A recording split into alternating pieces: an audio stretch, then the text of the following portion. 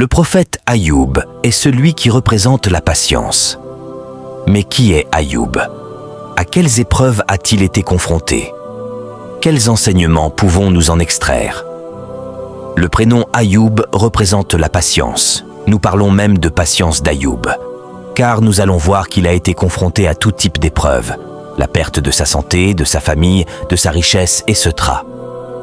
Mais il s'est montré patient tout au long de ces épreuves. Ayoub aimait Allah et n'adorait que lui. Il était persévérant, patient et il se repentait beaucoup. C'était un homme riche qui possédait toutes sortes de bestiaux. Allah l'avait comblé de bienfaits, richesses, épouses, enfants. Et il en était très reconnaissant envers Dieu. Il s'occupait des pauvres, il était généreux.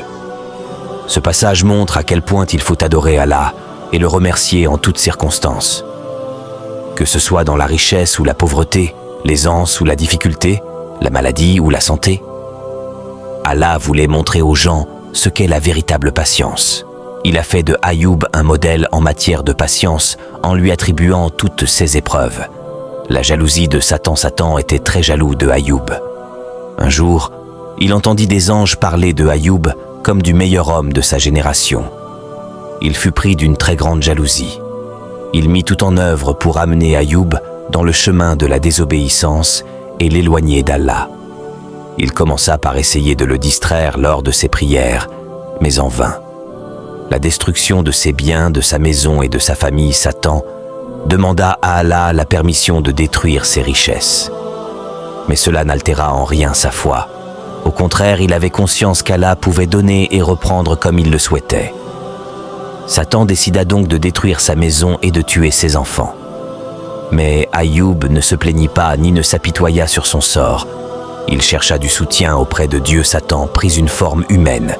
Alors Satan prit la forme d'un homme âgé qui lui mit en tête que Dieu avait décidé de ne pas le rétribuer pour son dévouement et ses prières. Mais Ayoub répondit qu'Allah est capable de tout. C'est lui qui décide. Il donne et reprend quand il le souhaite. Il n'est pas mécontent de ce que son Seigneur a décidé pour lui. Satan fut de plus en plus en colère. On voit ici que malgré toutes ces épreuves, il resta digne et humble. Il s'en remettait à Allah sans se plaindre ni même demander la guérison. Partie 1, abonne-toi pour la suite.